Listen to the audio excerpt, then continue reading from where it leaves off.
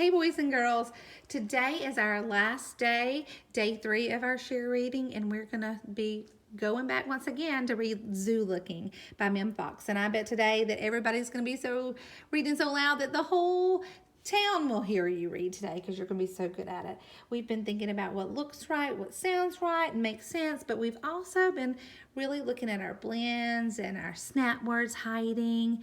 But today we really just want to read and focus on sounding smooth and making sure we're reading all the way to the end and that we're not sounding like a robot. Okay, and one way to do that is make sure that we're not pointing under the words as we read this book. We're just going to move our finger down each line.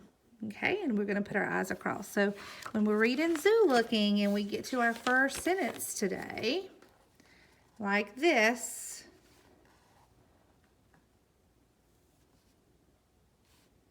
see? Right here, we're going to just hold our finger and it's going to go all the way across. Okay? Okay, here we go. One day, Flora went to the zoo. She looked at the giraffe, and the giraffe looked back.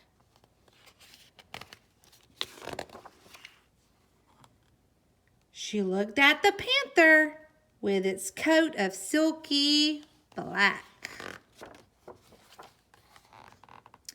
She looked at the tiger, and the tiger looked back.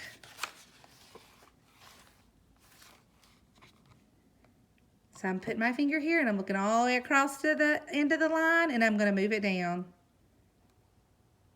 She looked at the snake as it slithered through a crack. She looked at the penguin, and the penguin looked back. She looked at the monkey as its baby got a smack. She looked at the ostrich, and the ostrich looked back. She looked at the zebra, whose tail went whack. She looked at the koala, and the koala looked back. Look. She looked at the bear as it gobbled up a snack. She looked at the gorilla, and the gorilla looked back. She looked at the camel with the humps upon its back. She looked at the elephant next to the yak. She looked at her dad, and he smiled back. Good job, everybody. Okay, so today I thought we'd do something a little bit different in our book. Last time we added to the end of the story, but today we're going to do something a little bit different. We're going to be thinking about talking in a story. And in this book, nobody was talking to each other.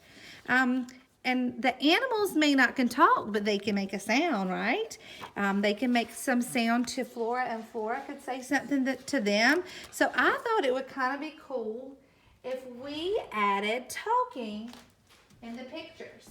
Okay, so we can add our own talking bubbles. And to do that, you can use any kind of paper, or if you have Post-it notes that stick, you could use that too. You could also use Ziploc bags. And if you have Ziploc bags, you can just hold them like this. Let me take out all my crayons because I didn't have any. You could take your Ziploc bags and you could draw a talking bubble and put it over your book so you don't write in your book. But I'm just going to use a Post-it note today, and you can use paper or whatever you have. But make sure you don't write on the pictures of your book. You want to keep those safe. Okay, so as we go through, I can think about what could they possibly be saying to each other, and I can say that. Oh, I already know at the beginning. All right, Dad could talk to Flora, and Flora could talk to Dad. He could say, let's go, Flora. Or she could say, come on, Dad. Or are you ready? So you can pick whatever you want them to say. So I'm going to stick it right here. And I'm going to go ahead and write that. I'm going to write, hurry, Dad. Because that's probably what a little girl would say, right? When she's trying to get into the zoo. Hurry, Dad.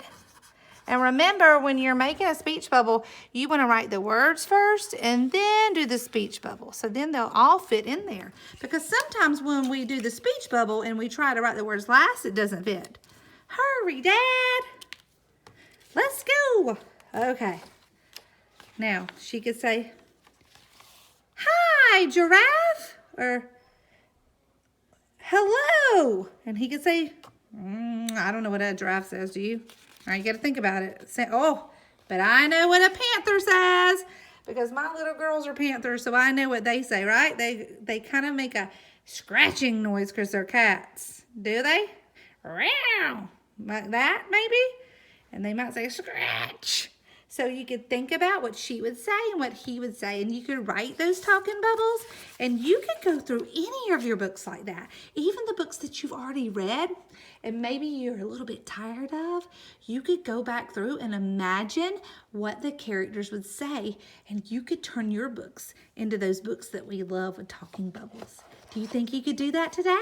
Okay, so today when you're reading through your books, you can think about what the characters could be saying, and you can make your own speech bubble. All right, get your books ready. Off you go.